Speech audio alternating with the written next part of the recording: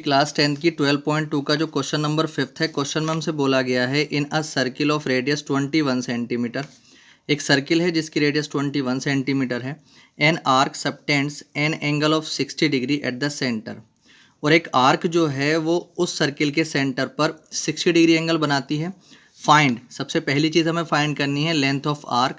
Second, area of the sector. इस angle और इस रेडियस से जो सेक्टर हमारे पास बना है उस सेक्टर का एरिया भी हमें निकालना है। और third, area of the segment formed by the corresponding code. और इस तरीके से जो सेगमेंट बना है उस सेगमेंट का भी हमें एरिया फाइंड करना है। ठीक है, तो एक एक करके चलिए इनको देख लेते हैं। सबसे पहले हम बात करते हैं आर्क की। देखिए आर्क क्या होती है। जैसे मान लीजिए अगर हम इस क्वेश्चन की बात करते हैं तो क्वेश्चन में हमारे पास एक सर्किल है जिसकी रेडियस 21 सेंटीमीटर है और जो आर्क है वो कितने डिग्री एंगल पर है, वो 60 डिग्री एंगल पर है। मान लीजिए मैंने यहाँ पर एक रेडियस ले ली और यहाँ पर भी एक रेडियस ले ली। यहाँ पे 21 सेंटीमीटर, ये भी 21 सेंटीमीटर, और ये कितना एंगल बन रहा है यहाँ पे 60 डिग्री। तो अब जो आर्क होगी वो क्या होगी, ये होगी। ठीक है, ये यहाँ से यहाँ तक की जो गोलाई होगी यही क्या होगी, आर्क होगी। ठीक है, और लेंथ ऑफ आर्क को हम दिखाते हैं एल से। तो ये जो चीज़ है ये पहले क्वेश्चन में तो हमें ये चीज़ फाइंड करनी है। ठीक, और जो सेकंड पार्ट है इसका, उसमें हमें क्या करना है, जो सेक्टर बना है इससे, यानी कि इस सेक्टर का एरिया हमें फाइंड करना है। ठीक है, और जो थर्ड है, जो कोरस्पॉन्डिंग कोड के बेस पे जो सेगमेंट बना है उस सेगमेंट का एरिया भी निकालना है। तो अगर इन दोनों पॉइंट को अगर हम मिला देते हैं तो हमारे पास एक क्या बन जाता है, ये सेगमेंट बन जाता है। इस सेगमेंट का एरिया भी हमें फाइंड करना है। ठीक है, तो सबसे पहले हम क्या करेंगे,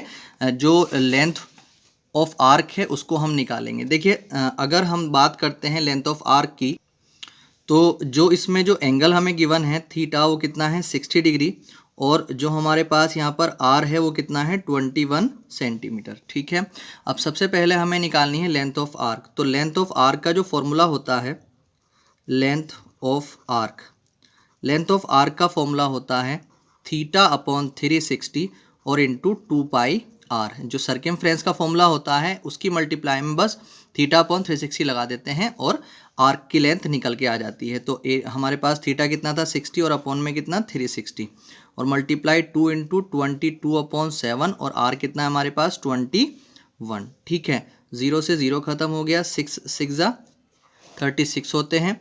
और यहाँ से अगर हम देखते हैं तो 7 3 होते हैं 21, हमारे पास आ चुका है 1/6, मल्टीप्लाई 2 मल्टीप्लाई 22 और मल्टीप्लाई 3। ठीक है, तो 3 से 2 टाइम ये ख़त्म और इस 2 से 1 ख़त्म, और यहाँ पे कितना आ जाएगा 22 सेंटीमीटर। ठीक, तो लेंथ ऑफ आर्क जो आ चुकी है वो क्या आ चुकी है हमारे पास, वो आ चुकी है 22 सेंटीमीटर। यानी कि अगर हम एंगल जो है कितना है हमारे पास 60 डिग्री है और 21 सेंटीमीटर की रेडियस है इसकी, तो जो ये चीज़ आ चुकी है कितनी आ चुकी है, एल जो आ चुका है वो कितना आ चुका है 22 सेंटीमीटर आ चुका है। ठीक, अब देखिए थीटा हमारे पास 60 है, आर 21 सेंटीमीटर है, तो एरिया ऑफ सेक्टर हमें निकालना है। तो इसका सेक्टर का फॉर्मूला क्या होता है, theta upon 360 into pi r square. यानी कि जो एरिया होता है सर्किल का उसके एरिया में की मल्टीप्लाई में थीटा अपॉन 360 लगा देते हैं तो एरिया ऑफ सेक्टर आ जाता है। तो यहाँ पर हमें थीटा कितना था 60 और ये कितना था 360, और इंटू ये 22/7 है, और आर कितना है हमारे पास 21 के ऊपर पावर कितना आ जाएगा 2। 0 से 0 ख़त्म, 6 1 6, 6 6 36, तो 1/6 और मल्टीप्लाई 22/7 और मल्टीप्लाई 21 मल्टीप्लाई 21। तो 7 से ये कितनी बार कट जाएगा, 3 टाइम कट जाएगा, और इस 3 से ये 2 टाइम कट जाएगा, और इस 2 से ये 11 टाइम कट जाएगा। अगर आप देखते हैं तो नीचे तो कुछ नहीं बचा और ऊपर बचा 11 इंटू 21। जब मल्टीप्लाई आप करेंगे तो 11 1 ज़ा 11, कैरी कितना बचता है आपके पास 1, और 11 2 ज़ा 22 और 1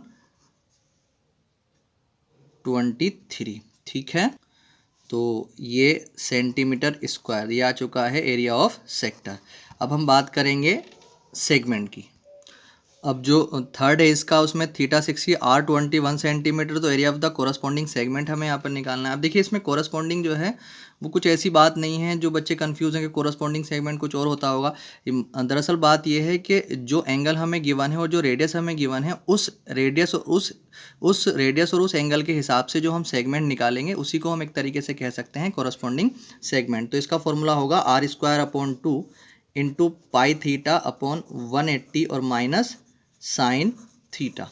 ठीक, तो आर हमारे पास कितना है 21 के ऊपर पावर 2 और अपॉन में कितना है 2, और पाई की वैल्यू 22/7 और इंटू थीटा आपके पास कितना है 60 और कितना है हमारे पास 180 और माइनस साइन थीटा कितना है 60। ठीक है, अब ये 21 के ऊपर पावर 2 का मतलब होता है 21 मल्टीप्लाई 21 और अपॉन में कितना 2, और अब अगर आप देखते हैं तो 22 के अपॉन में जो 7 है उसे 180 के अपॉन में लिया जा सकता है, तो 22 मल्टीप्लाई 60 और अपॉन में 7 मल्टीप्लाई 180, तो 0 से 0 खत्म, 6 1 ज़ा 6, 6 3 ज़ा 18, और माइनस यहाँ पर आ चुका है साइन 60 की वैल्यू होती है √3/2। अब यहाँ पर अगर हम देखते हैं तो 21 मल्टीप्लाई 21 और अपॉन में 2, और यहाँ पर आ चुका है 22 और अपॉन में 7 3 ज़ा 21 और माइनस √3/2।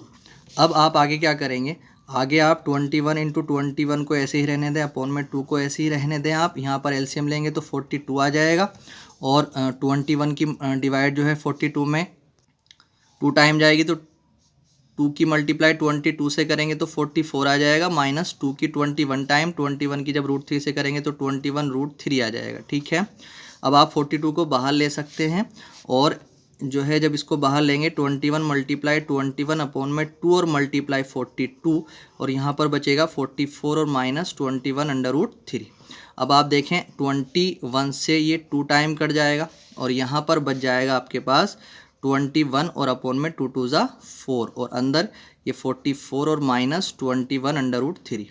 ठीक है, अब आगे आप क्या करेंगे, आगे आप जो है ये 21/4 जो है इसकी मल्टीप्लाई अंदर कर लेंगे। जब इसकी मल्टीप्लाई आप अंदर करेंगे तो 21 की मल्टीप्लाई अपॉन 4 की मल्टीप्लाई 44 से करेंगे, और माइनस ये जो 21/4 है इसकी मल्टीप्लाई 21√3 से भी कर लेंगे। ठीक है, जब इससे इसको करेंगे तो ये 11 टाइम कट जाएगा, यहाँ पर आ जाएगा 21 मल्टीप्लाई 11 और माइनस इन दोनों का करेंगे तो कितना आ जाएगा 441, 21 की 21 से करेंगे और अपॉन में 4 और √3। ठीक है, और जब इन दोनों की करेंगे आप तो ये आ जाएगा 11 1 ज़ा 11, कैरी 1 आ जाएगा, और 11 2 ज़ा 22 और 23 और माइनस 4 4 1 और अपॉन 4 और √3। ठीक है, ये आ चुका है सेंटीमीटर स्क्वायर, ये आ चुका है सेगमेंट का एरिया, ये इसका आंसर।